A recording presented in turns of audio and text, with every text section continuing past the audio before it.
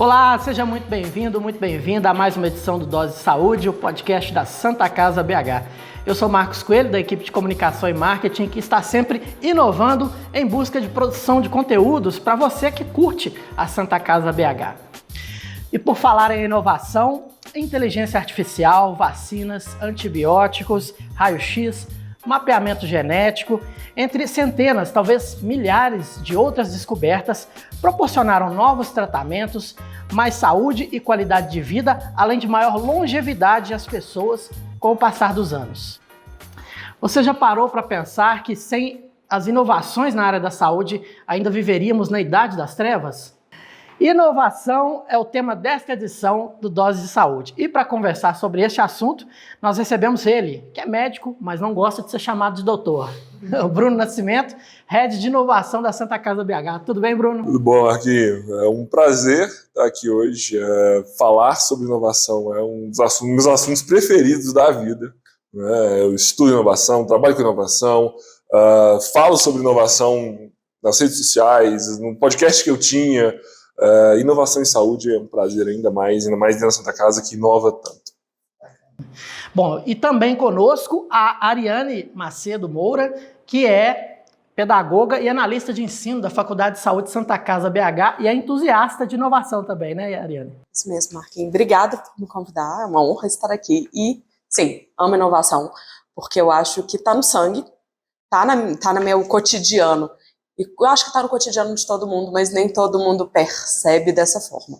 E a partir do momento que você percebe, acho que assim, expande seus horizontes de um jeito assim incrível. É isso aí, com certeza o bate-papo vai ser muito legal hoje. E você que está nos acompanhando pelo YouTube, não deixe de se inscrever no canal da Santa Casa BH, ativar o sininho das notificações, curtir e compartilhar com seus amigos e familiares. Você que está nos acompanhando pelas plataformas de áudio aí, como o Amazon Music, o Deezer, o Spotify, o Google Podcasts. Não deixe de conferir a Santa Casa BH lá nas redes sociais, Instagram, Facebook e YouTube, Santa Casa BH. Com certeza, muito conteúdo bacana que você vai curtir bastante. Bom, então para começar, Bruno, eu queria saber de você se eu fui muito dramático ao falar que estaríamos na Idade das Trevas se não tivesse a inovação em saúde. Olha, eu acho que talvez... Eu acho que sim. Eu acho que sim. Se a gente parar para pensar, se a gente voltar na história e parar para pensar, por exemplo, na inovação que foi o surgimento das vacinas, né, a gente estaria convivendo com bactérias que iriam causar na gente uma morte rápida. Né? Então, assim, a gente teria uma expectativa de vida de 20, 30 anos, né, sem vacinas, né, sem antibióticos. Então, assim... Total, Idade das Trevas. E olha que eu não estou falando nem de inteligência artificial, de aplicativos, de chat GPT. Não, estou falando de uma coisa que a gente já usa há muito tempo. Né? Então, sem invenções, sem descobertas, sem a ciência por trás disso tudo, com certeza estaríamos na Idade das Trevas. A expectativa de vida antigamente era muito baixa, né? Baixa, né? A gente está falando assim, de um vírus da gripe que, sem uma vacina adequada. O vírus da Covid, né, se viesse a gente viu, né, isso acontecendo, né, sem a vacina da Covid, a reação era uma. Com a vacina da Covid, a reação era muito mais leve. Né, e a gente está falando disso recente. Mas se a gente for voltar na invenção da penicilina, a revolução que foi a invenção da penicilina para poder tratar ali uma infecção bacteriana que resolve rapidamente. Né? Hoje a gente faz uma injeção de penicilina. Isso já resolve boa parte das bactérias que são sensíveis a ela, obviamente. Mas que bactérias poderiam ser fatais para uma pessoa. Então, a gente está falando de um processo que, a partir do momento que ele é inventado, né, ele consegue ali ampliar nossa expectativa de vida. E, de novo, a gente está falando de uma coisa simples, né, uma infecção bacteriana, uma infecção de garganta, que poderia ter uma evolução, outra evolução, e ali uma piora muito grave para o paciente. Certo. Oriane, e como é que você foi se interessar pelo tema de inovação? Como é que esse interesse surgiu na sua vida? Desde sempre. A família da minha mãe são educadores. Me tornei educadora. A família do meu pai é de engenheiros. E a gente estava acostumado a resolver os nossos próprios problemas. Então eu descobri que a cultura maker já nasceu comigo, dentro de casa. Que é um dos preceitos que a inovação traz consigo. Você identifica um problema, você busca a solução daquele problema. Então a minha família sempre foi assim. Só que não tinha um nome bonito de cultura maker. A gente falava que era gambiarra. Só que era uma gambiarra que se tornava ali ela se tornava fixa. E aí, hoje eu vejo, né, dou 2 passos para trás e vejo como um todo, era produção de produto. Porque inovação tem vieses, por exemplo, processo e produto. O produto precisa de um protótipo. Às vezes é feito com os equipamentos que se tem à disposição e não os ideais. Então, assim, minha família é de criar coisas. Então, eu descobri que eu já tenho isso em casa. Você não é da época do MacGyver, não, né? Não, mas... Ouvi muito falar de MacGyver, mas também sou da época do Não, MacGyver, não. exatamente. Eu sempre falaram assim, fulano é MacGyver, gente, mas eu nunca vi o agora eu sou o MacGyver. tiozão da mesa aqui, né? Nunca vi o MacGyver. Mas falavam que meu pai era o MacGyver, porque ele sempre tinha um alicate E um clips.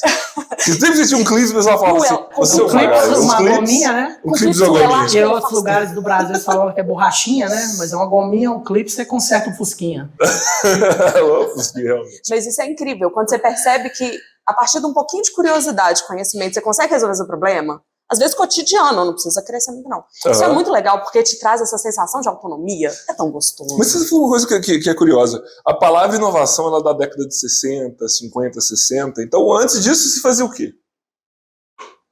Já que não tinha a palavra inovação. Era gambiarra, talvez. Gambiarra. Né? Possivelmente era gambiarra. Não, mas não dá pra dizer que não existia, porque acho que a primeira inovação no mundo é roda, né? Sem ela, nada. Né? A roda veio antes do fogo? O fogo é uma inovação? É, né? O fogo é uma inovação, técnica, mas ele é né? natural, né? Acho que eles começam a descobrir ele naturalmente. Porque a roda, querendo ou não, é uma invenção. Que é uma forma de inovar. Que a invenção e inovar não necessariamente são a mesma coisa, mas elas podem convergir. Concordo parcialmente com você. Tudo bem, a gente pode concordar e discordar. A hora que os homens das cavernas colocaram a carne ali no fogo e perceberam que ficava mais gostosa, é uma inovação. Não, mas aí eu posso dizer que é a técnica do cozinhar, não seria necessariamente fazer o fogo. Muito bem. Aí a gente consegue ganhou a chegar nesse discussão. negócio. Aí eu não vou nem entrar. Aí acho que aí ela tem um ponto. Com certeza. Bom, quando se fala em inovação, as pessoas geralmente associam a tecnologia, como a gente acabou de falar aqui, não tem nada a ver, né? O próprio podcast que a gente faz aqui na Santa Casa, o pessoal às vezes acha que a gente está gastando milhões aqui, né, num estúdio, e não é. A gente está numa sala comum aqui, improvisando microfones, câmeras para tudo quanto é lado, e depois a gente resolve na edição, né? Então inovar é isso, né, gente? Pois é, inovar, eu acho que a gente associa muito a tecnologia porque a gente está vivendo o turbilhão de mudanças da tecnologia, né? A gente, há 20 anos atrás, ninguém tinha smartphone no bolso. Você tinha ali um telefone mequetrefe, que fazia ligação e dali um tempo começou a mandar mensagem, né? SMS, nem WhatsApp. E aí vem a internet, e aí vem um boom da web, o boom dos smartphones. Então a gente associou muito a inovação à tecnologia, porque ela está cada vez mais presente na nossa vida e fazendo muito, né? Coisas que não faziam. Mas a gente vê que inovação, muitas das vezes, elas são mudanças de processo. Mudanças pequenas de alguma coisa que pode gerar um valor muito grande para o cliente, para o paciente, né, aqui dentro da Santa Casa. E a gente vê isso acontecendo em diversas ideias, né? A gente tem um processo que foi vencedor do Santa Ideia, né, nossa competição de ideias da Santa Casa, que falou assim, olha, tem um kit de cirurgia oftalmológica que se eu poderia reaproveitar ele e economizar R$500. São os vencedores, né? Por paciente, né? Por paciente, né? R$500 por paciente. Você faz ali 10 cirurgias num dia, poxa, R$5.000 que você economizou, né? Porque a operadora ali, a técnica que cuidava daquele processo, ela falou, olha, a gente esteriliza todos esses materiais aqui dentro. Por que esse kit está falando que ele é descartável?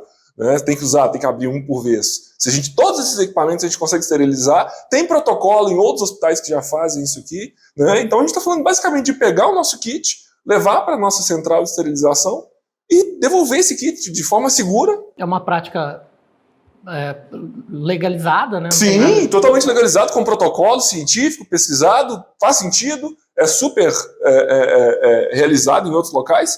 E assim, o que tem de tecnologia necessária? Não tem um celular, não tem inteligência artificial, tem um processo de limpeza, né, que obviamente tem tecnologia, mas assim, não está ali com uma inteligência artificial, uma internet das coisas, um sensor, né?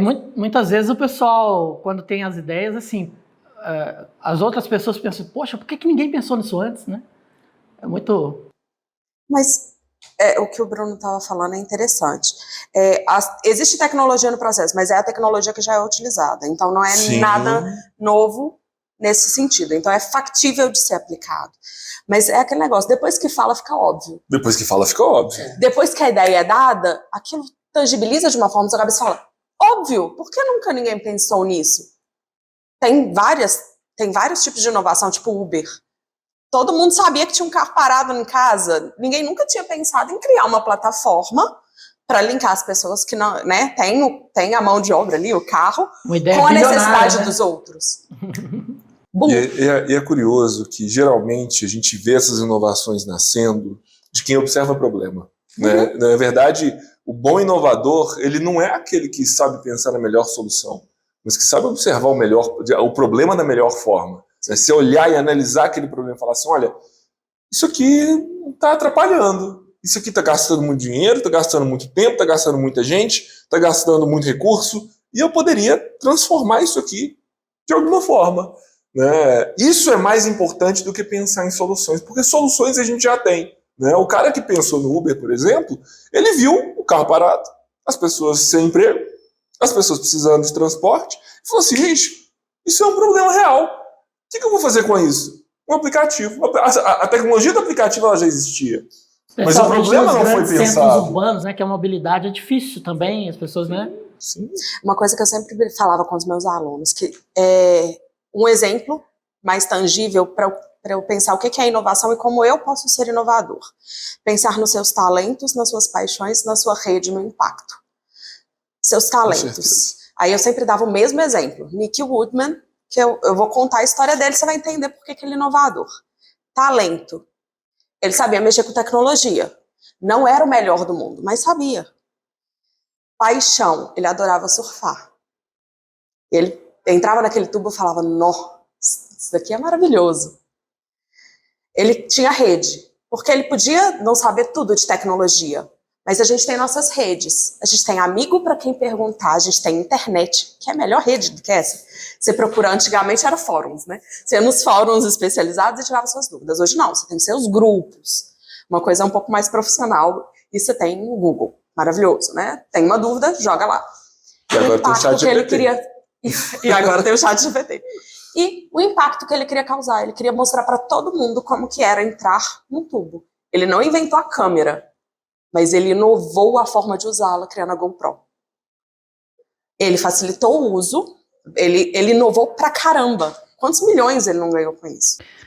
Virou um equipamento sinônimo de câmera de ação, né? Assim. Exatamente, porque ele queria compartilhar a experiência de entrar num tubo, né, num tubo de surf, para quem nunca teve essa oportunidade, ou não tinha essa habilidade, essa paixão. Ok. Olha que incrível, ele não criou, mas ele revolucionou a forma de usar um equipamento, porque ele mudou, tornou ele mais palatável para aquele público. Isso é incrível. Você não precisa inventar do zero. Você pode inovar a forma de usar, inovar um processo, inovar um produto e criar um impacto ainda maior lá na frente. A gente, quando fala em inovação, a pessoa fala, nossa, vou criar alguma coisa, meu Deus, tudo que eu preciso já foi criado. Mas você pode melhorar. Sim. Otimizar, às vezes não para todos, mas aquele seu nicho precisa daquilo. Nichar é importante. Por exemplo, o que o Bruno falou, né, o exemplo da Santa Casa com o kit de cirurgia. Gente, quem é pedagoga e está na escola não vai pensar nisso. Lógico. Porque está fora da realidade. Não está vivendo o problema. Então, focar na sua realidade, no problema que você está vendo, uma forma de traduzir aquilo de uma forma fácil, né, resolver aquele problema é lindo. Para pensar no impacto que você cria no mundo. Não falo nem só nos nichos, né? Porque eu acho que reverbera. Eu acho lindo isso. É fantástico. Bom, eu acho que eu passei um pouco aqui o carro na frente dos bois. Eu esqueci de perguntar para o Bruno como é que o Bruno foi para essa área de inovação. Você que é médico, você ainda atua como médico, mas conciliando aí com essa área de inovação. Pois é, eu sou filho de uma psicóloga com um contador tecnológico. Né? Meu pai sempre foi aficionado por tecnologia. E eu nasci com 1 ano de idade, eu tinha um computador dentro de casa. Em 92, eu já tinha um computador que meu pai amava tecnologia. Acho que em 93, 94, ele chamou um pessoal do exército para poder instalar uma conexão de internet, porque ele só tinha um outro amigo que tinha conexão com a internet também, e eles ficavam colocando arquivo um computador do outro, porque era o máximo aquilo. Mandava e demorava 5 horas para chegar. Exatamente. Então, assim, meu pai sempre me criou assim, olha, tecnologia é legal, isso aqui, olha esse computador. Então, assim, sempre foi nesse nível de paixão. E minha mãe, uma psicóloga apaixonada por gente, e aí eu falei assim, poxa, pra onde é que eu vou? E aí eu tive um tio que é médico, e ele falou comigo assim, Bruno, o bom da medicina é que você pode ser até médico. E eu fiquei com isso na cabeça. Eu falei, pô, então talvez eu possa ser médico e trabalhar com tecnologia. E ali eu fui trilhando a minha jornada na faculdade de medicina, sempre pensando, e nunca abandonei esse meu amor pela tecnologia, pelas inovações, pelas ideias. E ali eu fui conhecendo esse universo de startups, de inovações, as competições, as hackathons, as competições de criação de tecnologia para a saúde. E ali eu vi que eu podia unir as minhas duas paixões, que eram gente e tecnologia. Gente, inovações, gente, novos processos. E o convite para vir para Santa Casa, começar esse processo de inovação, ele veio ali nos meus últimos meses de faculdade. A professora Rosa, já querendo começar, a professora Rosa sempre foi uma visionária desse processo, ela querendo começar esse centro de inovação dentro da Santa Casa, vendo essa necessidade de a gente começar um processo que pudesse gerar novos recursos, novos produtos, novos processos para a Santa Casa, me convidou porque sabia que eu tinha essa paixão e eu conseguia fazer essa transição entre o pessoal de tecnologia e o pessoal de assistência. Eu acho que essa minha habilidade de conversar com os dois mundos, ela foi muito necessária nesse momento, ainda é necessária. A gente vê que o pessoal de tecnologia às vezes tem uma dificuldadezinha de entender o processo da saúde, o pessoal da saúde tem uma dificuldade gigantesca de entender o processo da tecnologia, então eu fico ali no meio traduzindo os dois mundos. Fazendo uma interface. Fazendo uma interface. E essa área da saúde é uma área que cabe muita inovação, né, Bruno? Cabe muita inovação. A gente está falando de economizar recursos, reduzir custo aqui na Santa Casa, isso é primordial. A gente está num processo de saúde, num complexo que visa muito sustentabilidade.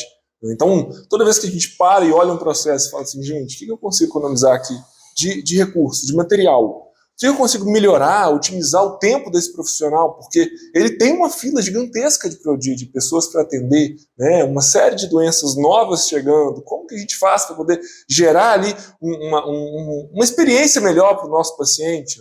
Desde a entrada, coisa que a gente já fez no Santa Ideia, a entrada do visitante na portaria, até mesmo novos processos. Hoje o Santa Ideia 2023 já teve um vencedor que agiliza o trabalho do médico na cobrança de resultado de exame.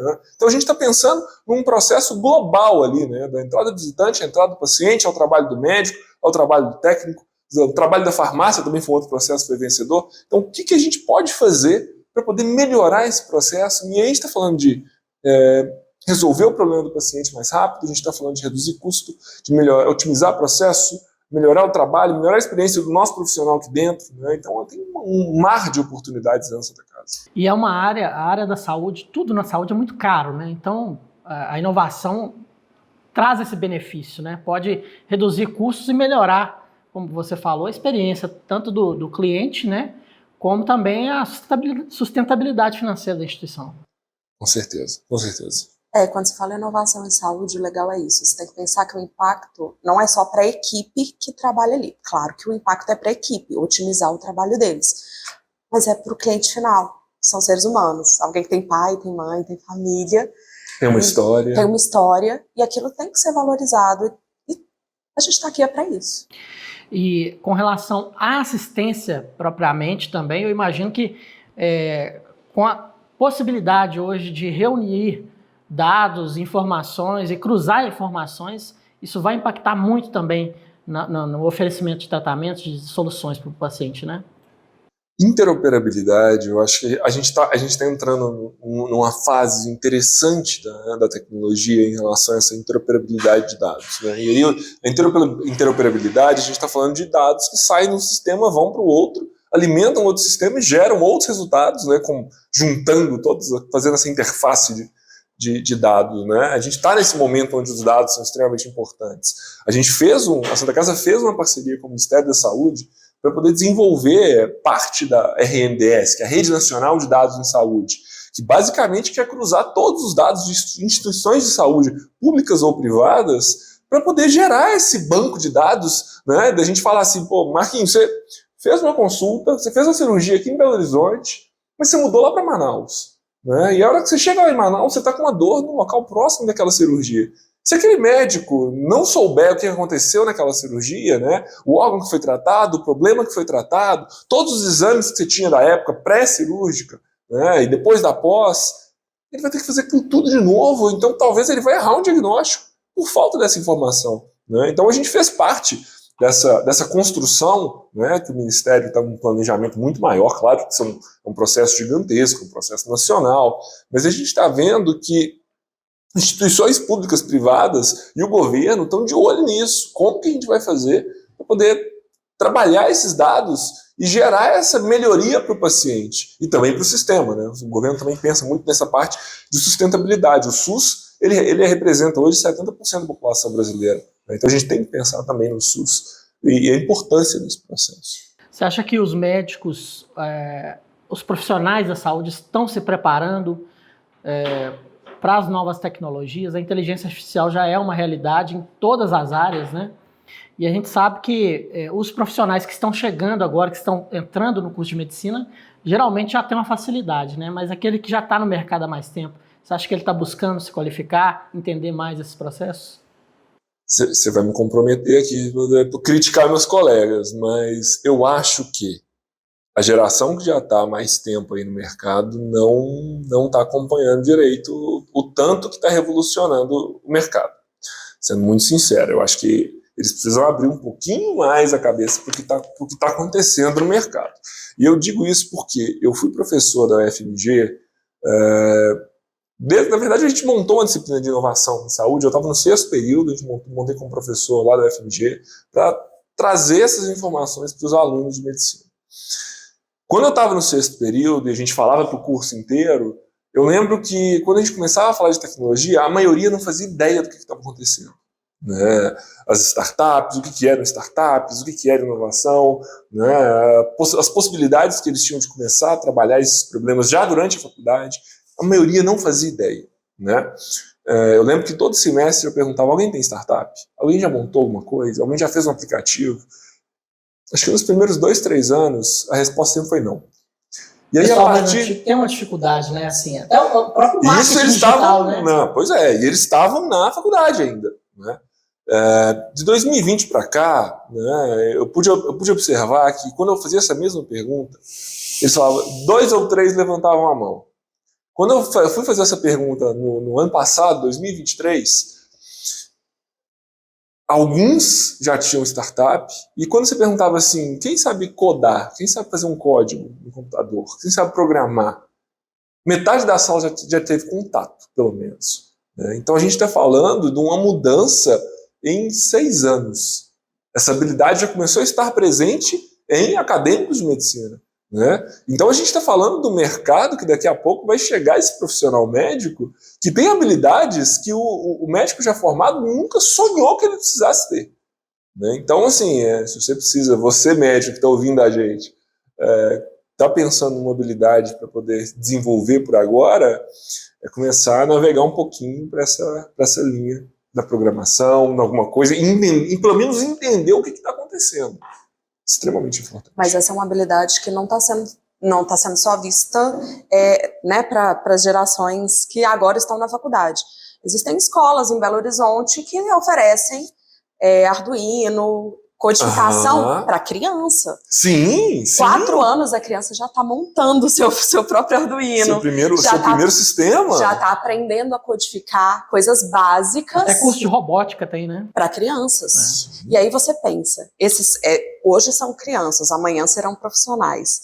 com essa habilidade, o tanto que ainda pode expandir no que se trata de inovação tecnológica, muita coisa. Porque se você está ambientado com aquilo desde a infância, aquilo se torna muito mais natural para você. Então, a próxima leva de profissionais da saúde já vão entender muito melhor quais são esses processos e como casar a tecnologia com assistencialismo, de uma forma legal, né? O assistencialismo não, o atendimento assistencial de uma forma legal.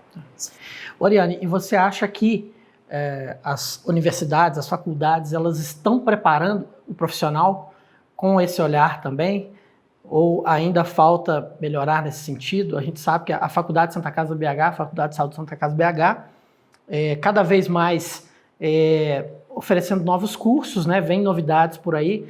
A própria faculdade também vem se preparando para formar esse profissional com esse olhar para a tecnologia, para as inovações? Claro que sim, pensando nas gerações passadas, mas né, porque quando se trata da Faculdade de Saúde Santa Casa BH, nós temos alunos do curso técnico, graduação, pós-graduação e ainda no estrito, mestrado, doutorado.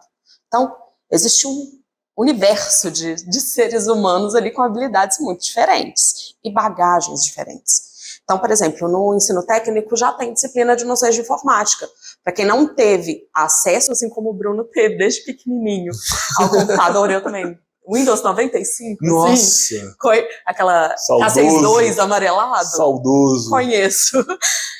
Tem muita gente que não teve. Ainda precisa de inclusão digital, né? Exatamente. Sim. Tem gente que não é porque não quer, é porque não lhe foi dado acesso. Mas essa pessoa pode se tornar um profissional maravilhoso. A gente tem que trazer para ele a oportunidade. E a nossa faculdade se preocupa com isso. Trazer oportunidade. Tanto que os cursos, eles têm, alguns deles, disciplinas que são dadas à distância, conteúdo teórico. A prática não, né? Prática não tem jeito. Tem que colocar a mãozinha nas coisas. Por favor, né? Por favor. Isso é indispensável. Mas por que não facilitar a vida dessa pessoa? Às vezes é uma pessoa que mora em outra cidade, a cidade dela não tem aquele curso e ela quer se profissionalizar, ela quer atender aquelas pessoas com qualidade. Então ela estuda a parte teórica, depois vem aqui e faz a prática. Lindo! A tecnologia auxilia nesse sentido também, levar conhecimento para lugares que às vezes não necessariamente teriam, ela não teria aquela oportunidade naquele lugar. Então é lindo quando você pensa tecnologia e educação, casa de um jeito maravilhoso. E vocês acham que é uma tendência das universidades incluírem na sua grade curricular essas disciplinas voltadas para inteligência artificial, né? É necessário, né? É necessário porque o mercado exige. Se você entra numa área em que aquele software, aquele processo é exigido, porque, querendo ou não, por exemplo, na Santa Casa existe um sistema de gestão. Se o meu técnico, eu formo ele já com essa expertise, ele vai se inserir mais fácil no mercado. Então é uma questão de organizar o curso pensando no melhor para o seu cliente e aluno. E pensando na melhor entrega para a sociedade, porque o seu profissional vai ser entregue para a sociedade. Então sim, as instituições vão pensar e vão melhorar seus processos. Tem dois pontos que eu acho que é curioso que você está falando, Ariane. É o seguinte, a faculdade tem 3 novos cursos de graduação que estão para começar. Né? Enfermagem, psicologia e biomedicina. Isso certo? mesmo. Os 3 já têm inovação na grade. Sim. Né? E eles já vão trabalhar a tecnologia dentro da especialidade de cada uma dessas graduações. Exato. Né? E quando a gente pensa assim, olha, mas será que está na hora? Será que precisa? Né? Se você parar para olhar hoje, dentro da Santa Casa, a gente tem 4 ou 5 inteligências artificiais rodando dentro da Santa Casa, coletando dados, analisando, dando feedback. Né? Por exemplo, uma delas da farmácia. Ela analisa todas as prescrições feitas pelos médicos. Ela critica, ela aponta erro, ela aponta a alergia que o paciente tem, e alguma medicação daquela pode ter uma alergia ali, algum problema que pode causar. Ela corrige dose, ela fala assim, olha, isso aqui está um dia a mais do que deveria, é isso mesmo? né? Ela fala assim, olha, você poderia substituir esse por esse, seria o mesmo resultado. Ela fala um tanto de coisa de economia, de segurança, de melhoria para o paciente. Então, se aquele profissional da farmácia, ele já chega falando assim, olha, eu sei criticar a inteligência artificial, eu sei analisar se a inteligência artificial fez uma proposta interessante ou não, ou eu já conheço aquele sistema, eu consigo dialogar com um pouquinho mais de tranquilidade com uma inteligência artificial, né? E olha que eu não estou falando de programar, né? Estou falando de senso crítico. Interagir com aquela inteligência artificial e saber as limitações dela, por exemplo, né? Saber analisar o sistema e falar assim, poxa, será que ela consegue fazer as melhores decisões, né? As melhores opiniões aqui em relação a esse antibiótico? Né? Será que esse protocolo dela está atualizado? Será que eu posso dar uma olhada no sistema dela e falar assim, olha, acho que isso aqui não está legal. Será que eu posso sugerir uma alteração para essa inteligência artificial? Né? Então, esse profissional que chega no mercado sabendo, entendendo e podendo até mesmo interagir de uma forma diferenciada com essa tecnologia, ele chega diferente. Ele sai na frente. Ele sai na frente. E é aquele negócio, uma coisa não substitui a outra. O profissional não, né, o profissional médico, enfermeiro, técnico, ele não vai ser substituído pela inteligência artificial. Mas eles coexistem e trabalham juntos. A IA não vai segurar a mão do paciente e vai falar, vai ficar tudo bem, a gente está cuidando de você. Não vai. E a humanização não por enquanto. Mas o fator... Tomara que não cheguemos nesse ponto, né, Bruno? O fator humano ainda é essencial para aquilo fazer, para o hospital acontecer. A gente precisa de pessoas. Uma coisa não substitui a outra, mas elas coexistem lindamente. Porque um profissional que às vezes está cansado de um plantão, uma jornada super longa, aquela IA que analisa a medicação, às vezes pega um detalhe que ele não conseguiu pegar. E salva a vida de um ser humano. Isso é maravilhoso. Salva a vida. Muito bom. Ô Bruno, você liderando aqui o setor de inovação, né, da Santa Casa BH, eu queria que você explicasse um pouco o que é o Oryx Lab. Bom, vamos lá. O Oryx é um processo grande, né? A gente está falando do Comitê de Inovação da Santa Casa, né? Que é um processo multidisciplinar, e ali a gente tem participando a TI, a faculdade, a nossa assistência a funerária, né? O jurídico, a comunicação, o setor de planejamento e projeto, são vários setores, né? O RH, são vários setores que representam a Santa Casa, que eles se juntam numa reunião, né, regular ali. A gente ainda está na dúvida se a gente vai fazer semanal, a gente fazia muito semanal, mas talvez a gente faça agora quinzenal, porque os processos estão ficando um pouquinho mais complexos. Mas eles se juntam para poder discutir os desafios da Santa Casa, para poder discutir as possíveis soluções para esses desafios, né, e ter essa abordagem multidisciplinar. Um dos projetos que a gente tem dentro do Comitê de Inovação, que eu acho que é um dos que eu mais gosto, que eu estou vendo que a gente vai ter que trabalhar quase metade do tempo desse comitê, é o Santa Ideia, né, que é a nossa competição de ideias dos colaboradores da Santa Casa para resolver problemas da Santa Casa. Né? Então a gente está falando de ideias para melhorar a experiência do cliente, ideias para reduzir custos e aumentar receitas. E a gente tem hoje um banco de ideias, que hoje tem 398 ideias, que foram dadas pelos colaboradores, né? Isso tem 2 anos de programa, para melhorar algum processo, para criar um novo produto. A Ariane é uma vencedora, né? Ela chegou para a gente no comitê. A gente tem 2 vencedores aqui na sala, né? Um por trás das câmeras. Por favor, venha se mostrar aqui. Pode ficar entre os dois aí, gente, tá bom? Mais um vencedor, né? Então a gente vê que os colaboradores da Santa Casa, observando problemas, né, e trazendo para esse comitê uma série de desafios e soluções, né, de como a gente pode modificar a Santa Casa em prol de uma melhora para o paciente, em prol de uma melhora para o colaborador, né?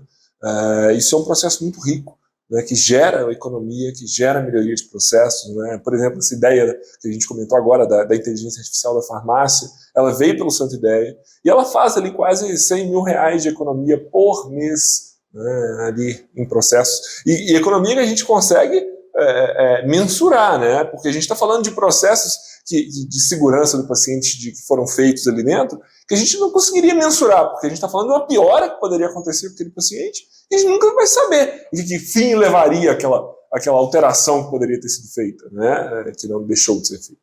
Então a gente está falando de uma riqueza muito grande, né, de informações, de processos, de ideias, que a gente não teria se a gente não tivesse um processo estruturado. Na verdade, a gente teria, né, multiplicadores pequenos ali dentro de cada setor, né, que falam assim, olha, vamos mudar isso aqui, né, com seu grupinho de 2, 3, com seus pares ali, eles modificariam aquilo, né, ali dentro da Nefro, né, modificaram o processo dentro da Nefro, né, de novo, eu sempre trago exemplos de forma meio inconsciente, mas foi inclusive um vencedor de Santa Ideia, né, um processo que nasceu na Nefro para resolver um problema na Nefro, né, e a hora que ele vem para o Santa Ideia, a gente olha e fala assim, isso aqui resolve o problema de qualquer médico da Santa Casa. Né? Ali da oftalmo vai resolver, ali da onco vai resolver, da pediatria vai resolver. Né? Então a gente está falando assim, de ilhas de inovação que agora elas se expandem, né, por conta desse comitê, que fala assim, olha, descobriu um processo ali na Nefro que a gente poderia usar em qualquer local, do CTI à pediatria. Né? A gente pode fazer e ampliar esse processo. Então, o papel do Comitê de Inovação, no fim das contas, ele é de capilarizar a inovação dentro da Santa Casa. Agora, especificamente o Santa Ideia é muito legal o incentivo ao colaborador mesmo, né? Porque acabou se tornando um grande evento do ano, né, Bruno? E muita gente participando cada vez mais, né? E ideias sendo colocadas aí numa fila para implementação. Com certeza, a gente teve um salto, né? A primeira versão do Santa Ideia em 2022, para dentro das categorias de melhoria da experiência do cliente, redução de custos de aumento de receitas, a gente teve 174 participações, né? Ideias que foram dadas para a gente poder melhorar alguns desses processos. 6 vencedores foram selecionados, essas ideias elas estão sendo colocadas em prática, algumas já foram 100% implementadas, né? Outras ainda estão ali nos estágios finais de implementação, como a da Ariane, e outras precisam de muita gente para a gente conseguir colocar ela em prática, mas a gente está ali acompanhando, né? E é papel nosso acompanhar.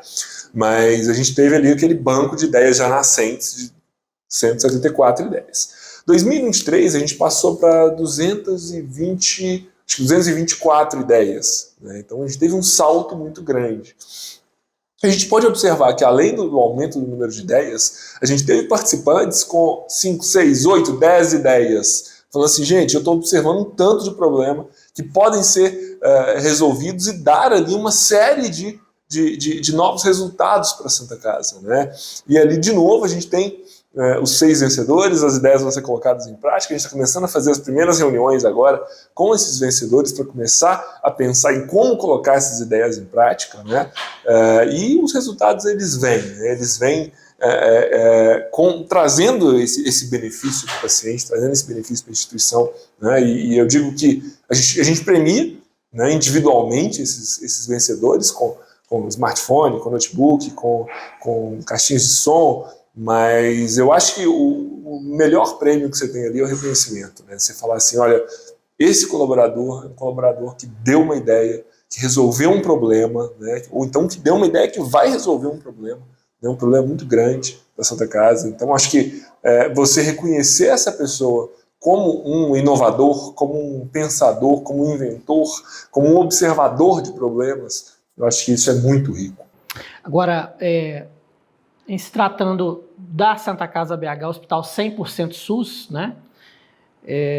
Essas ideias acabam, essa economia de recursos, né? Essa economia da Santa Casa BH acaba possibilitando ao hospital fazer mais, né? Oferecer mais serviços, né, para a população. Isso é muito importante também. Com certeza, né? A gente pensando em SUS, né, e a importância de um hospital, o maior hospital de Minas, um dos maiores do Brasil, a quantidade de atendimentos que a gente faz, a importância que a gente representa para a saúde do município, para a saúde do estado, né, e consequentemente para a saúde do país, né? A gente faz parte de um processo nacional, um processo muito grande. Então, pensar em novos serviços, pensar em novos tratamentos, pensar em novos medicamentos, né? A pesquisa que a gente faz, o Estrito Senso fazendo também uma pesquisa muito importante, a pesquisa clínica aqui da Santa Casa, também com uma importância extremamente significativa. A gente não precisa falar, mas é uma pesquisa a longo prazo. Não, a gente teve teste de vacina da Covid aqui dentro, né? A gente teve 2 vacinas sendo testadas aqui dentro, validadas e aprovadas, que foram para o mercado, né?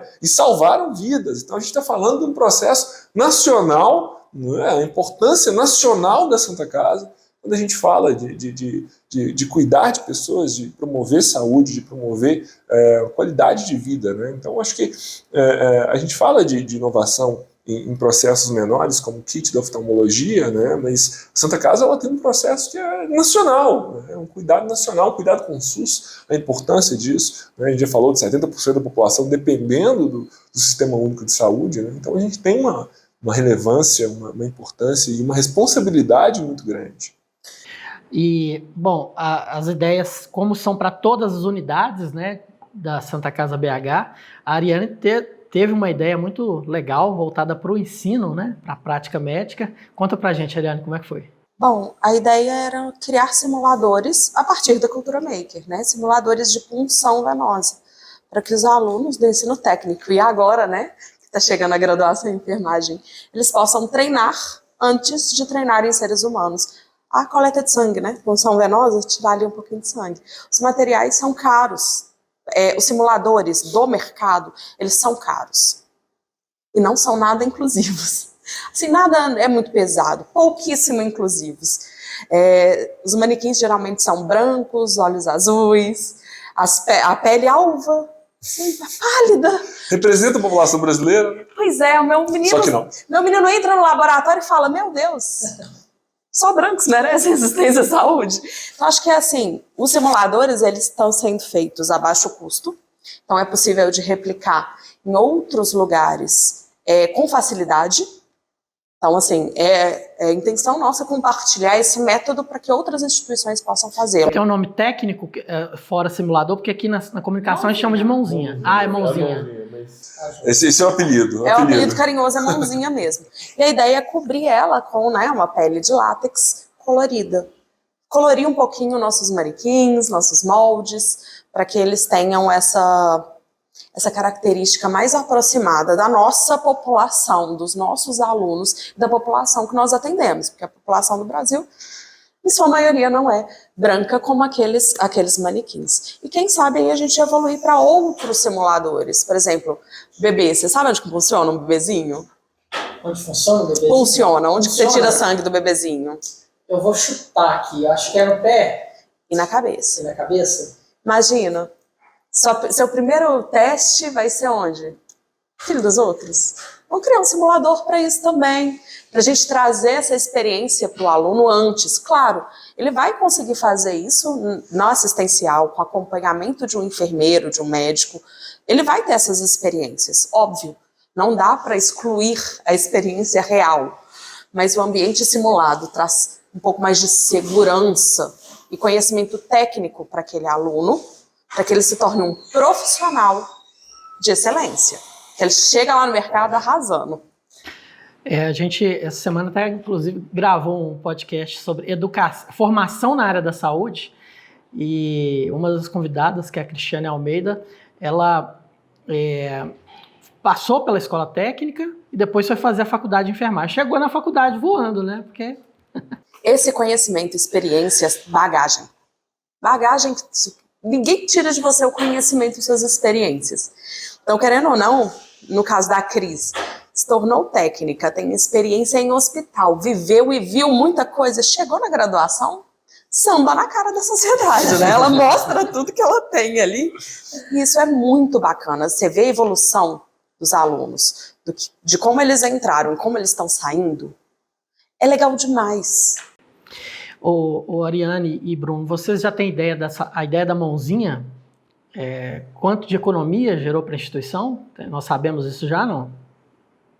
Inicialmente não, eu não tenho dados. Pois é, eu acho que quando a gente fez as primeiras estimativas, né, um modelo anatômico, a questão que varia muito. Varia. Né? A gente está falando ali de modelos anatômicos de R$ 1.500 até R$ 5.000, aí na verdade até infinito, né? Você tem modelo de 5, 10, 15, 20 mil reais. Tem modelo, tem manequim que está gestante e tem um neném saindo e ele conversa, então assim...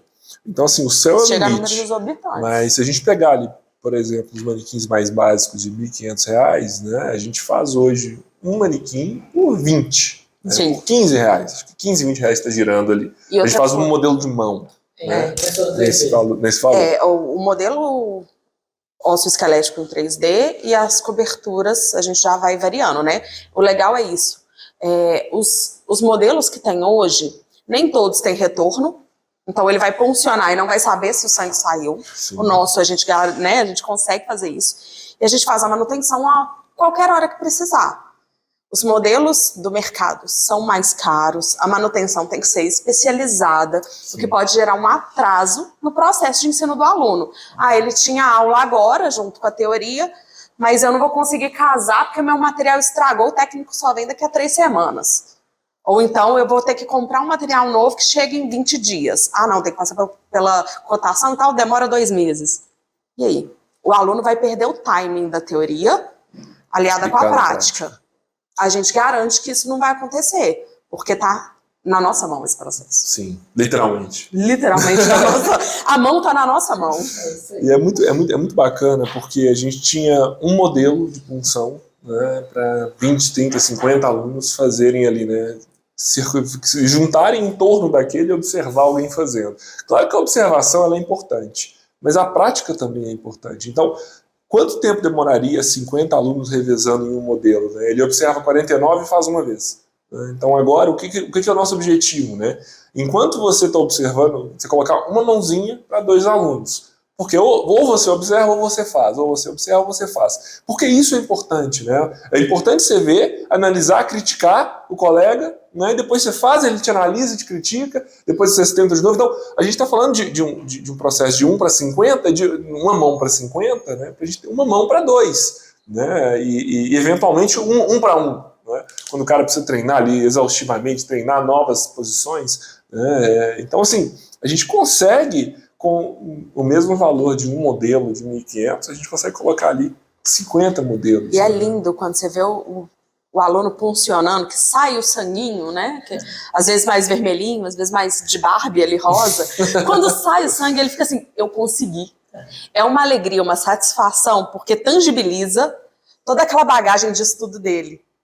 O nível de dificuldade é o mesmo, assim, que fosse uma mão humana? É, muito parecido. Muito parecido. Esse pessoal tem que sair sem machucar os outros, porque a gente vai fazer uns exames de sangue e toma as agulhadas que, vou te falar, viu?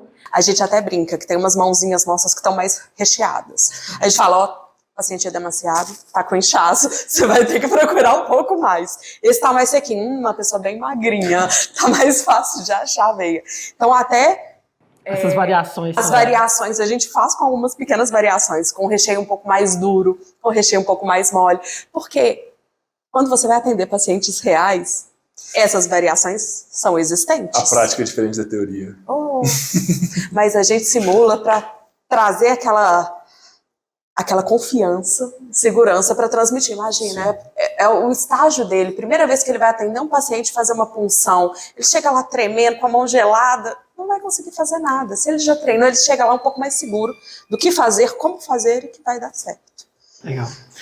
Bom, a inteligência artificial, o Bruno já falou que é uma realidade da Santa Casa BH, deu até algum exemplo já, né, Bruno? Tem mais coisa para falar a respeito de inteligência na Santa Casa? Olha, tem uma série de processos de inteligência artificial sendo pensados para a Santa Casa, né? Alguns já em fase de testes, né? A gente tem a da farmácia, a gente tem uma de dimensionamento de equipe assistencial, que ela quer analisar se aquelas equipes elas estão adequadas para a quantidade de pacientes que eles estão atendendo, né? E fazer previsões. Você tem 30 cirurgias marcadas para a próxima semana, isso significa que essa equipe vai ficar defasada porque ela tem 3, 4 enfermeiros, 20 técnicos. Né? Então, ela quer fazer essa previsão já de ajuste dessa equipe assistencial. Né? Mas é um processo que ainda está em teste.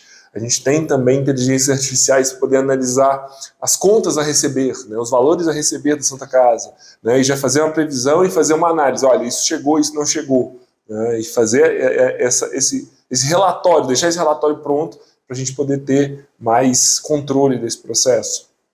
A gente tem uma outra inteligência artificial para oncologia, né? Essa está muito inicial, né? Ela ainda está sendo treinada e testada assim, do conceito dela, né? Então a gente tem diferentes estágios também de maturação de tecnologias, né? Para poder fazer ali um acompanhamento, né? Um acompanhamento diagnóstico dos pacientes da oncologia, né? A gente tem uma série de ideias e diferentes maturidades. Fora que também chega para a gente uma gama de propostas, né, de inteligências artificiais. Ontem eu tive uma reunião com uma startup que tinha uma inteligência artificial para controlar a agenda do bloco cirúrgico, né, que também é um desafio gigantesco na Santa Casa. A gente está falando de 40 mil cirurgias ano que acontece aqui dentro, um bloco extremamente dinâmico e complexo de ser gerido, né, que uma inteligência artificial ali dentro poderia gerar uma economia. A gente sabe o custo de uma hora bloco, né, e como é complexo administrar ali quem vai entrar primeiro, que horas cada um vai entrar, se as cirurgias estão atrasando mais do que deveriam, né, se a gente poderia gerar uma experiência melhor. A gente sabe, né, o paciente chega ali para poder ser operado 10 horas, está de jejum a 12 horas, e aí ele fica chateado porque a cirurgia dele de 10 vai começar às 2 horas da tarde, mas é porque ele não sabe que aquela cirurgia ali teve uma complicação, e a gente também não consegue prever, né? A gente não consegue gerar ali, falar, olha, vai ser 10 horas, né? O paciente acha, o médico foi tomar um café e não quer me operar. Na verdade não, né? Aquela sala a sala que ele seria operado, não dá, porque o paciente começou a sangrar ali, teve uma complicação que não tinha como a gente adivinhar, a gente saber, né? Apesar de toda a preocupação da equipe, não tinha como a gente saber. Então, uma inteligência artificial conseguiria gerar para a gente, olha, o risco de atraso dessa cirurgia aqui é de 30% a 40%.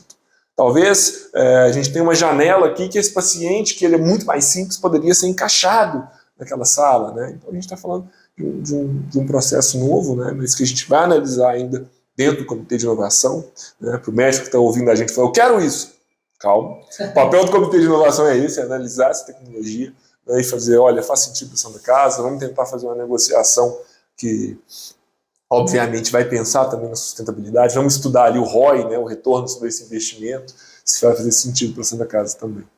E os assistentes virtuais? A gente sabe que no São Lucas já tem um assistente virtual agora. Conta pra gente, Bruno, já é uma realidade, é uma tendência também nos hospitais? Já é uma realidade, né? A gente tem hoje a Sara, né, que é a assistente virtual da startup que chama Amico. A Sara, ela é uma Alexa, como se fosse uma Alexa, né, mas que o aparelho foi produzido pela startup, né, e a inteligência envolvida, né, também foi produzida pela startup, e ela consegue acompanhar o paciente durante o período de internação dela. Ela fica ali ao lado do leito, né, bem beira-leito mesmo, fica ali na mesinha de cabeceira ao lado do leito, e ela consegue ouvir o paciente nos momentos em que ele aciona, ele não invade a privacidade do paciente, ela é acionada. E a partir do momento que ela é acionada, ela consegue fazer um chamado de enfermagem, né, e já consegue, às vezes, direcionar o nível de urgência daquele chamado, né, por dor, por dúvida. Às vezes o paciente está chamando a enfermagem para poder saber a senha do Wi-Fi, né, e aí ela já fala, a senha do Wi-Fi é essa. Né, o que você precisa? Eu queria só saber que horas que o almoço chega. Né, então ela já resolve, você não precisa chamar a enfermagem para poder perguntar que horas o almoço chega. Você consegue falar, poxa, eu tive um problema aqui no quarto, derramei comida, tive um problema de vazamento de algum líquido, né, e eu preciso chamar a limpeza. Né, então você não precisa chamar a enfermagem, para a enfermagem chamar a limpeza, né, para a limpeza entender a urgência. Né, você chama a limpeza direto pelo Amico, né, pela Sara. Você consegue fazer ali uma série de outros chamados, né, e gerar uma agilidade, né, uma melhoria da experiência do cliente, tendo ali aquele aparelho que consegue te dar alguma coisa. Né? E fora o chamado de enfermagem, você liga e desliga a televisão, né? A gente está falando também de pacientes que às vezes eles estão ali num pós-operatório, né? Um pós-operatório de cirurgia robótica de joelho. Né? Que a gente tem cirurgia robótica de joelho dentro da cidade de São Lucas, né? Um dos maiores casos, maiores casuísticas do robô rosa sendo operados dentro do São Lucas. Né? Então, o paciente sai da cirurgia de joelho, ele não está disponível ali para poder andar e pegar o controle remoto, né, que está ali na mesinha, que caiu no chão. Né, ele precisa ligar e desligar a televisão. Né, então, ele pede direto para a Sara liga e desliga a televisão, a Sara liga e desliga a luz. Né, acho que a luz ainda não, a gente vai conseguir colocar isso mais para frente, mas ela consegue controlar o ar-condicionado. né? Tá frio? Sara, desliga o ar-condicionado. Tá quente? Sara, liga o ar-condicionado. Então a gente está falando de uma série de confortos que a gente consegue gerar para o paciente no momento que ele está ali, no momento dele ficar um pouquinho mais confortável, né, no seu pós-operatório, por exemplo. Tá vendo? Perdi a oportunidade. Fiquei internada lá e não tinha Sara pra Não tocar tinha raça Sara. negra pra mim. Toca raça negra. Sara, você toca raça negra? Era a primeira coisa que eu ia perguntar pra ela. Ela não toca não, né? Eu acho que ela não toca. Ai, Eu acho que ela não tristeza. Você não toca. tem ainda? Eu acho que não tem, mas é porque a gente está. A proposta da startup, né? Eles já fizeram testes em hospitais menores, mas eles não tinham feito um teste no hospital de grande porte. Eles não tinham um case, né? E aí a gente propôs para eles, falando, olha, a gente pode dar 2 leitos para vocês testarem essa solução, né? Uma solução, obviamente é um teste muito seguro, é um teste que a gente tem uma dupla checagem, né? O sistema de chamado de enfermagem anterior, né? Ele ainda permanece no quarto. Então, se ele não conseguir pela Sara, o botãozinho de chamada de enfermagem segue lá no quarto da mesma forma. Então a gente fez um teste seguro para o nosso paciente. Então, hoje eles estão validando muito mais o processo de chamada específico de saúde, né? E eventualmente ele vai poder tocar raça negra. Eu acho que é um conforto extra, né? Você tocar seu pagodinho durante a internação. Eu faço isso com a minha mãe, ela me xinga horrores. Eu chego na casa da minha mãe e falo, Alexa, toca raça negra. Aí minha mãe já começa a xingar lá de longe. Para com isso, menina! Não atrapalha o algoritmo. A primeira coisa que eu ia fazer é essa. Ah. Não tem jeito. Bom, gente.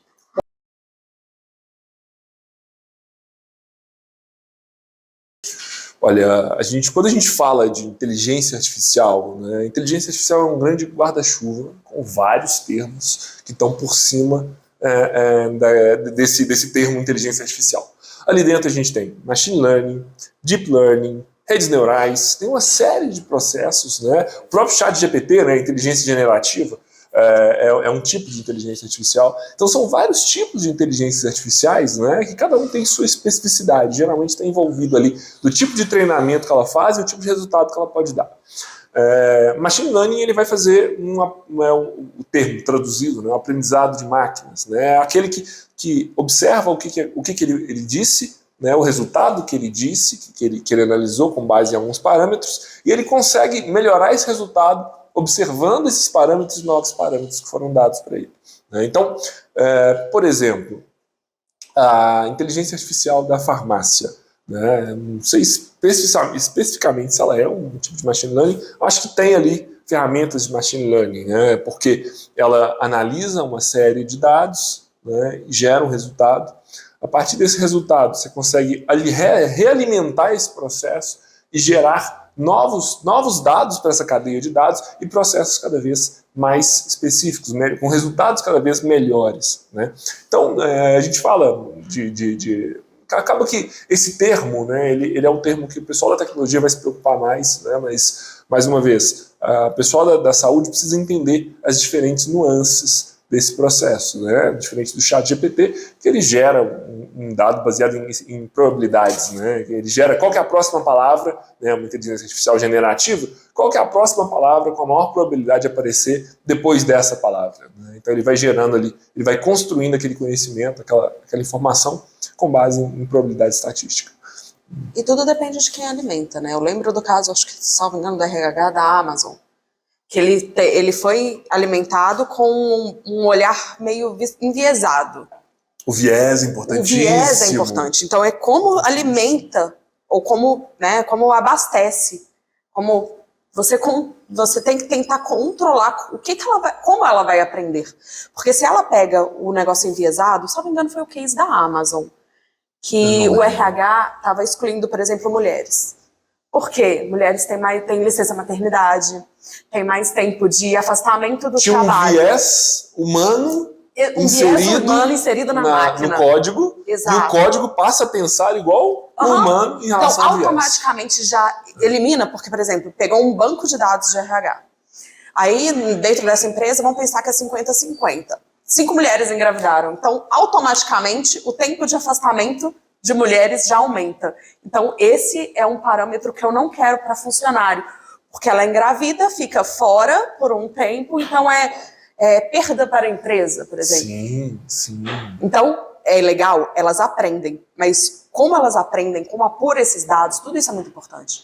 Tem um livro muito legal do Kai-Fu Lee, que chama 2041, na verdade é 20 AI, né, 2041, que ele discute exatamente isso. Na verdade são várias crônicas sobre o uso da inteligência artificial no ano 2041. Né, e aí ele fala sobre o viés humano sobre o código, né, uma das crônicas que ele escreve maravilhosamente bem, que é como a gente precisa lembrar que, apesar de ser um robô, quem fez esse robô foi um humano. Sim. Né? E esse humano, ele tem os vieses que ele pensa, que estão ali no raciocínio dele, ou então até mesmo da empresa que definiu qual o caminho que a inteligência artificial precisa seguir. Né? Então, a gente precisa ficar atento, né? E precisa ter um pouco de transparência. A gente está vendo muito sendo discutido sobre a regulamentação das inteligências artificiais, exatamente por isso, porque a gente está falando de viés de uma máquina, né, que vai poder traduzir preconceitos, que vai Sim. poder traduzir exclusões sociais que acontecem na sociedade. Né? A gente não pode falar, não, o mundo não é perfeito, o mundo não é essa fofura que muita gente talvez pensa que seja, né?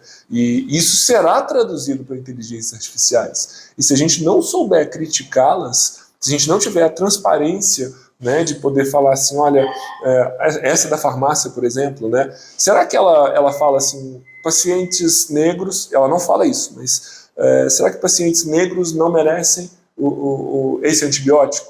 Né? Pacientes brancos merecem esse antibiótico? Né? Pacientes brancos deveriam tomar essa medicação, né, que é melhor do que essa. Tem uma questão também que envolve a genética, né? Porque às vezes tem medicação que é mais propícia, né? Ela é melhor para a pessoa.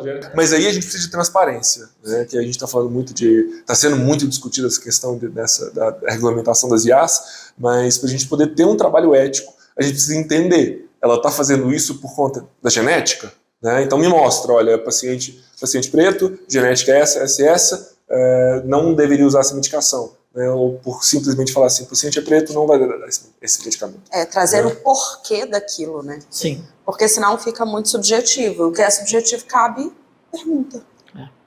O Bruno citou um livro aí, eu me lembrei de um filme que eu assisti, até com a Zoe Kravitz, que é a filha do Lenny Kravitz.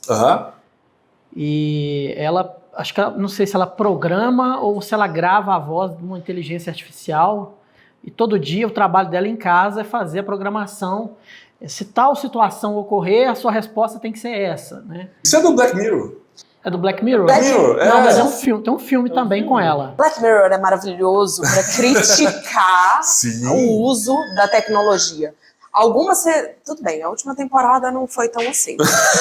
Mas essa é lindo, porque ele traduz para a tecnologia coisas que aconteceram na história.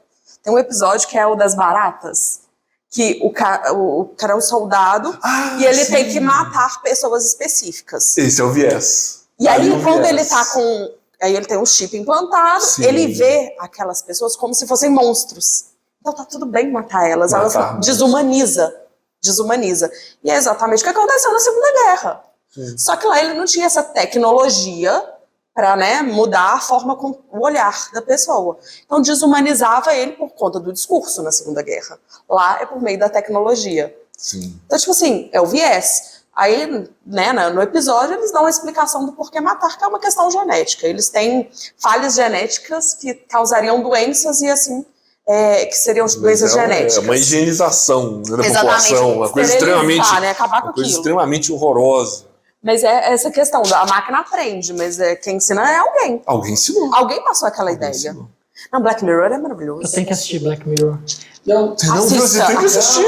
Eu sou fã de ficção científica. Nossa, o legal é que cada episódio é único. É incrível. Então, você pode assistir na ordem que você quiser, quantidade, tipo, você pode assistir um agora, 3 meses depois outro, porque cada episódio é único, e sempre tem plot, eu adoro plot. No final você fala, caceta, não imaginava que seria isso, adoro. Perfeito. Ainda mais essa semana que eu fiz um upgrade lá em casa, coloquei uma TV com o Google, agora vai. Vai mandar a inteligência artificial passar um episódio sobre crítica à inteligência artificial. Com certeza. Revolução das máquinas veio aí. Muito, nem é metalinguagem isso, né? Metatecnologia. E a questão do Hospital do Futuro? A gente sabe que é um termo que tem sido muito utilizado, é um assunto que o Bruno domina, inclusive palestra a respeito, né, Bruno? A Santa Casa BH está se preparando ou já é um Hospital do Futuro? Olha, se a gente for pensar, né, o que é um Hospital do Futuro? Né? Um hospital que pensa em aliar a tecnologia à melhora do tratamento, né, a melhorar cada vez mais o tratamento do seu paciente. Se for isso o Hospital do Futuro, a Santa Casa é o Hospital do Futuro. Né? Se a gente está falando de um hospital que consegue fazer 3 milhões de atendimentos em um ano, né, e gerar resultados incríveis para os seus pacientes, né, de forma sustentável, a Santa Casa é um Hospital do Futuro. Né? Se a gente está falando de relação com startups, criar tecnologia, desenvolver novos produtos, novos processos, né, inserir o seu colaborador dentro do processo de inovação, a Santa Casa é um Hospital do Futuro. Né? Então a gente vê que a Santa Casa sempre foi um hospital que pensou além do seu tempo. Né? Como que a gente vai poder fazer um processo que vai gerar mais economia, que vai gerar melhores resultados, como que a gente vai gerir esse processo de uma forma muito rica. Né? A gente vê que a gente já faz inovação. Né? A Santa Casa é uma inovação social desde a sua concepção. Né? Então a gente quer, com esse movimento Hospital do Futuro, a gente quer mostrar para os hospitais, né, que eles já fazem muita coisa. Talvez a gente só precise dar um nome para isso, para que as pessoas entendam que eles são inovadores em diferentes aspectos, né, de diferentes formas, né, e que eles consigam também enxergar novas possibilidades. Então o Hospital do Futuro ele é um movimento muito mais de capilarizar essa informação, né, como fomentar, como o nosso superintendente Daniel fala muito, né, o superintendente responsável pela inovação. O movimento Hospital do Futuro ele é um movimento de vasos comunicantes, né? Naquela teoria de que os vários vasos que se comunicam de alguma forma e tem um líquido ali dentro, se você aumenta o volume daquele líquido, todos aumentam juntos. Né? Não é um aumentando a despeito da redução do outro. Né? É compartilhar conhecimento, compartilhar desafio, compartilhar problemas, né? E como a gente resolve esses problemas, compartilhar informação, né? E resultados, obviamente. Então, é um movimento de colaboração, de cocriação, de co-desenvolvimento, né, de co-resultados também, né, para a gente poder, de fato, construir uma saúde. Diferente de outras instituições, de outros movimentos de colaboração, de inovação, né, a gente está falando de um movimento onde todos são beneficiados. Se a gente reduz o custo de um procedimento aqui dentro da Santa Casa e a gente compartilha isso com outro hospital 100% SUS, né, outras redes hospitalares que atendem, a gente está falando de melhoria da saúde do país. Né, e isso é benefício para todo mundo. Né, ninguém vai sair prejudicado se a gente conseguir um tratamento melhor, se a gente conseguir um processo mais barato. Né, todos os brasileiros serão beneficiados. E com relação à telemedicina, porque a gente sabe que o ensino à distância, por exemplo, quando surgiu, ele era visto com desconfiança, né? E hoje é uma realidade, as pessoas às vezes até preferem o ensino à distância. A telemedicina tende a seguir por esse caminho também? Você comentou uma coisa que a gente vê isso em qualquer processo que surge, né? Que é a curva de adesão tecnológica. Né? A gente tem ali no início dessa curva aqueles que são totalmente contra, não vou usar porque eu não quero, não gosto. Né? Aí você tem os primeiros ali que utilizam, né? Os entusiastas que falam assim, olha, bacana, vou começar a usar. Aí você tem também aqueles que são, mas que só usam quando já está validado, né? Depois que alguém já usou, que os seus pares já começaram a usar. Aí depois você tem aqueles que falam assim, gente, alguém usou isso aqui, deixa eu ver se é legal. Né, que são aqueles que são os segundos usuários, né, que adotam a tecnologia, e tem os early adopters, né, os primeiros de todos, que olham e falam assim, quero usar, é legal, é novo, quero usar. Né? Então, assim, você tem vários tipos de usuários, né, e eles são espalhados, né, dessa utilização de tecnologia. Mas por que eu falei isso? A Santa Casa, ali durante a pandemia, observou que a gente tinha uma fila gigantesca de pacientes que precisavam ser acompanhados de alguma forma pelos médicos. Né? A gente não podia trazer todo mundo para dentro do hospital, considerando que a gente tinha um vírus novo, extremamente perigoso, extremamente contagioso. Então, assim, um paciente que precisava só mostrar um exame, ele não precisava vir aqui se ele estava numa situação crítica dentro de casa. Ele não pode pegar uma Covid. Mas é só mostrar um exame para a gente saber se ele precisa vir ou não, né? A gente conseguiria fazer isso por tecnologia? Vamos fazer, né? Então a Santa Casa criou um protocolo para definir se aquele paciente poderia ser analisado dentro de um processo de telemedicina ou não, né? Um teleatendimento, um atendimento remoto por vídeo, né? Por áudio, por vídeo. Então, a partir daquele momento que a gente tem um protocolo, né, um protocolo que foi estudado por vários profissionais de diversas áreas, foi um protocolo multiprofissional, né, a gente conseguiu definir. Vamos atender presencial, vamos atender remoto. Né? Então, a gente conseguiu diminuir a fila de espera por um atendimento, por uma resposta do médico, por uma renovação de receita, né, e conseguiu deixar aqueles pacientes mais críticos, né, para um processo presencial. E a partir desse momento que a gente vê que essa tecnologia poderia ser utilizada e gera um resultado muito bom, né, a Santa Casa fala, pô, testamos, faz sentido, o protocolo faz sentido, o protocolo gera segurança, gera conforto, gera economia, né, gera economia de tempo, economia de recurso, né, então vamos fazer um processo estruturado de telemedicina. Né. Claro que a pandemia veio para acelerar muita coisa, né, porque precisávamos tocar o serviço, né, da melhor forma possível.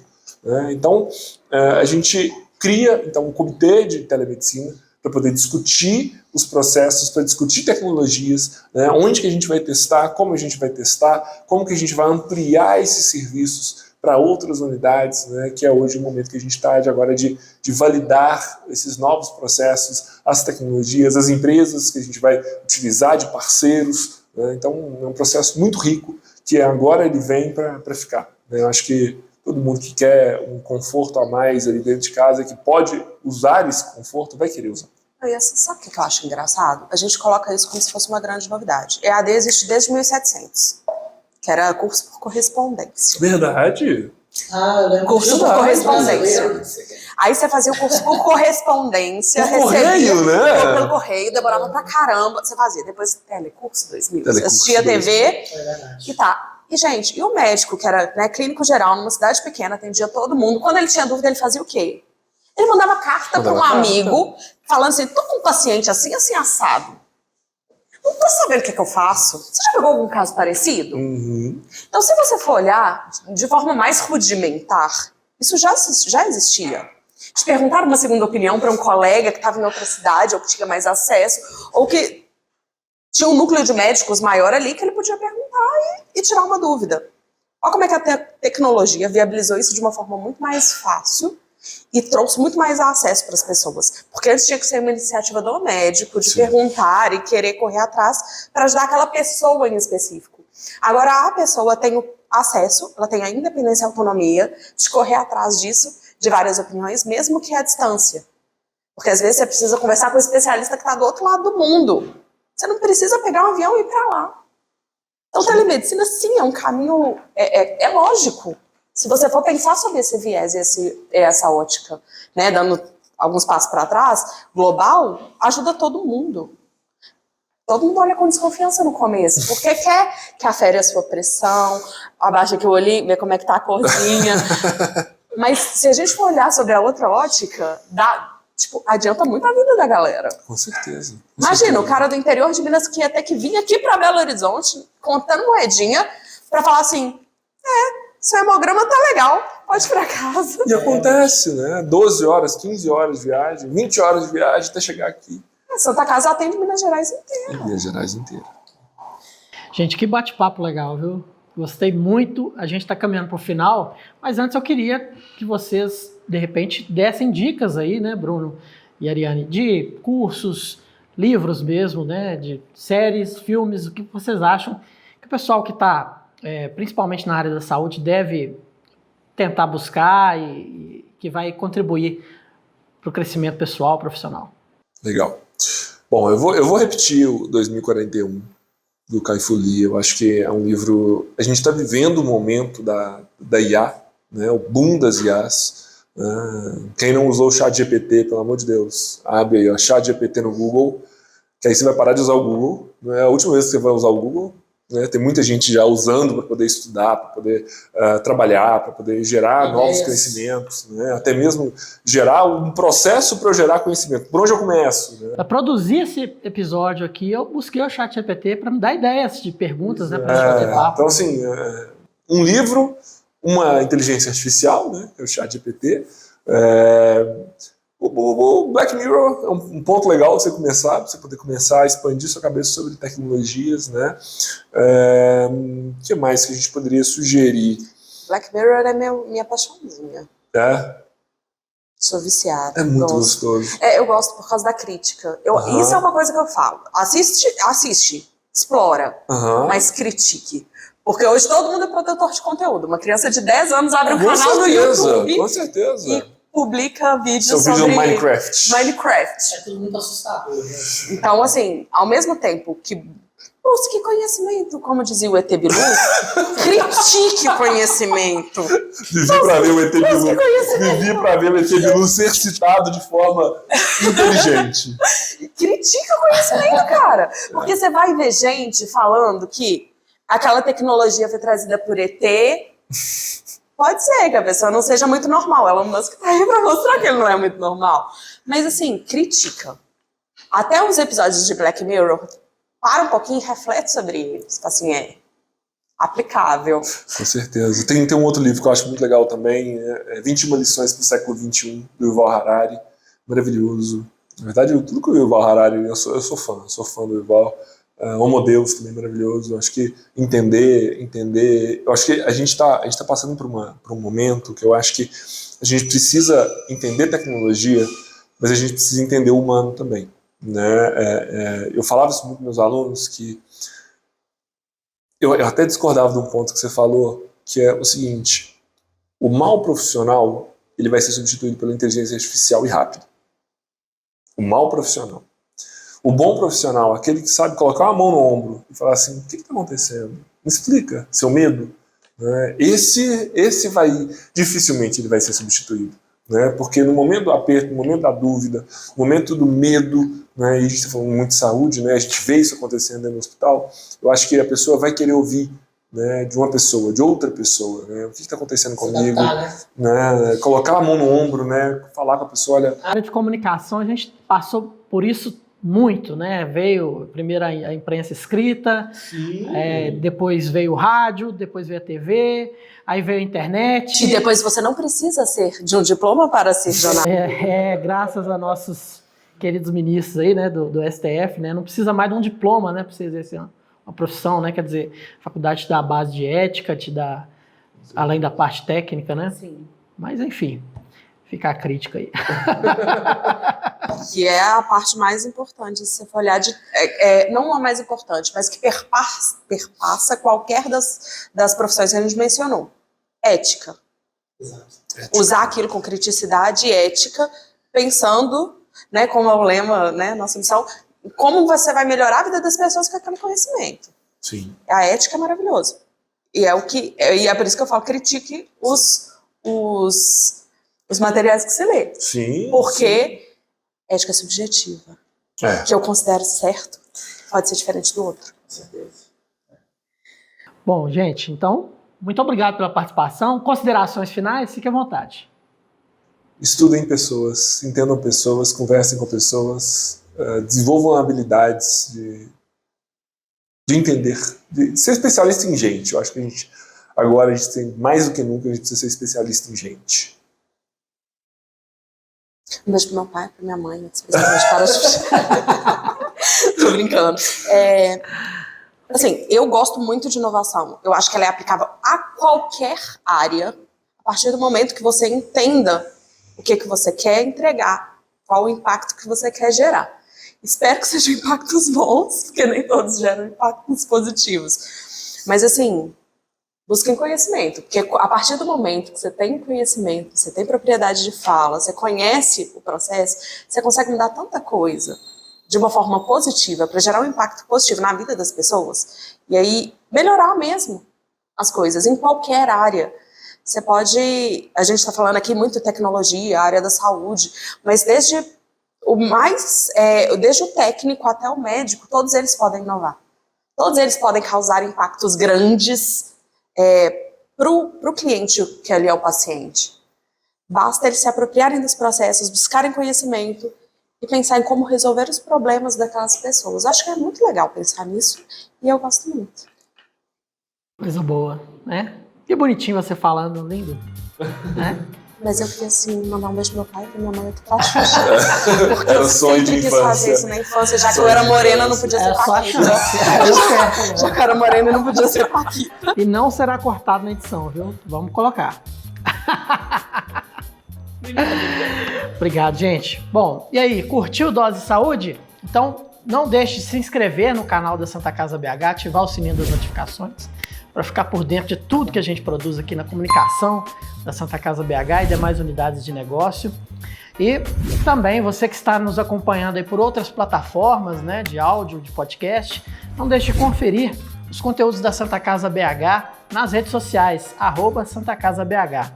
Você com certeza vai gostar bastante. Gente, muito obrigado e até a próxima edição do Dose de Saúde. Tchau!